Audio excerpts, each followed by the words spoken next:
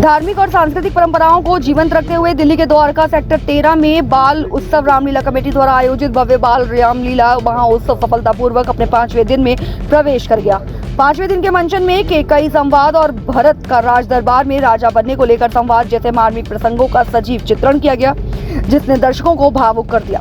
इस पावन मंचन में कई गणमान्य व्यक्तियों ने अपनी उपस्थिति दर्ज कराई, जिसमें मुख्य अतिथि के रूप में भोजपुरी गायक, अभिनेता और सांसद मनोज तिवारी की धर्मपत्नी सुरभि तिवारी ने शिरकत कर आयोजन की शोभा बढ़ाई। मुख्य अतिथियों ने मंच से दर्शकों को संबोधित किया। अपने भाषणों में उन्होंने बाल उत्सव रामलीला समिति द्वारका द्वारा आयोजित इस रामलीला के मंचन की सराहना की और कहा कि इस पावन मंचन में उपस्थित होकर प्रभु श्री राम के आदर्श चरित्र का दर्शन मिला। ऐसे आयोजन धर्म, साहस और कर्तव्य निष्ठा की अमिट छाप समाज में स्थापित करते हैं। उन्होंने सफल आयोजन के लिए कमेटी को धन्यवाद भी दिया। कार्यक्रम के दौरान रामलीला में उत्कृष्ट प्रदर्शन करने वाले स्कूली छात्रों को मुख्य अतिथियों द्वारा सर्टिफिकेट वितरित किए गए। ये सम्मान बच्चों को भारतीय संस्कृति और कला के प्रति प्रोत्साहित करने की दिशा में एक महत्वपूर्ण कदम है। रामलीला के दौरान बाल उत्सव रामलीला कमेटी की अध्यक्षा प्रीतिमा खंडेलवाल का जन्मदिन मनाया गया। कमेटी मेंबर ने उन्हें पगड़ी पहनाकर सम्मानित किया और मंच पर केक काटकर जन्मदिन मनाया। बाल रामलीला उत्सव कमेटी की अध्यक्ष प्रीतिमा खंडेलवाल, सहज संभव की डायरेक्टर रेखा जिंगन, हरीश कोचर और अन्य सभी पदाधिकारियों की कड़ी मेहनत और समर्पण को इस शानदार आयोजन की सफलता का श्रेय जाता है।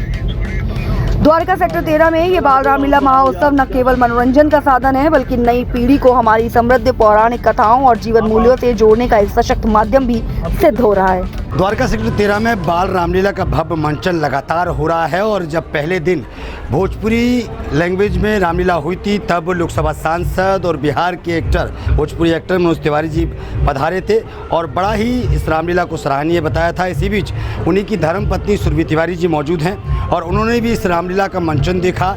और आज उन्होंने मंचन देखने के बाद क्या कुछ उनकी भावनाएं, मैम क्या कुछ कहेंगी? आज छोटे छोटे स्कूल के बच्चे जो हैं वो रामलीला का मंचन कर रहे हैं, कैसा लगा आपको, क्या कुछ कहेंगे? जय श्री राम।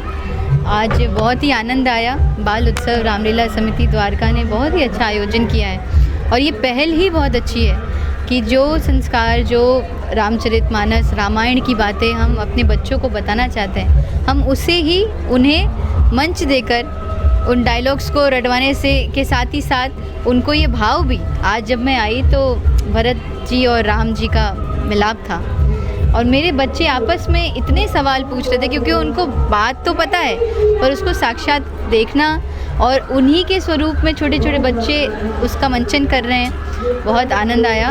और मैं बहुत साधुवाद करूंगी भाई साहब हरीश कोचर जी का, मैडम खंडेलवाल जी का और पूरी समिति का, अजीत दुबे जी का, जो इतनी अच्छी योजना पिछले 9 वर्षों से आप ये रामलीला कर रहे हैं और हर वर्ष मैं बस चाहूँगी कि ये और बढ़ता ही जाए। आपने स्टेज पर एक बात बोली कि पूरे देश में पहली ऐसी रामलीला देखी है जहां छोटे छोटे बच्चे रामलीला का मंचन कर रहे हैं, क्या कुछ?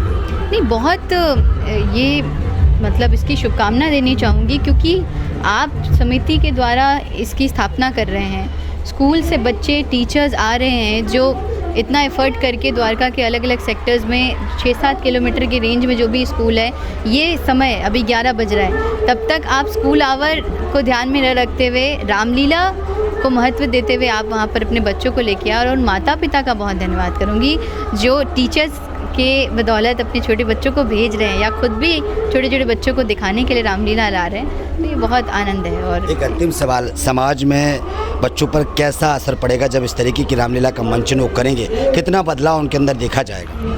भारत भूमि में जन्म लिए हर बच्चा वैसे ही सनातनी है, पर जब हम उन्हें ऐसे प्लेटफॉर्म देते हैं तो उनके अंदर जो प्रतिभा है हम उसको भी निखार रहे हैं और उन्हें अपने सनातन धर्म से भी जोड़ने का और उससे पक्का करने का एक अवसर दे रहे हैं और ये बहुत अच्छी पहल है।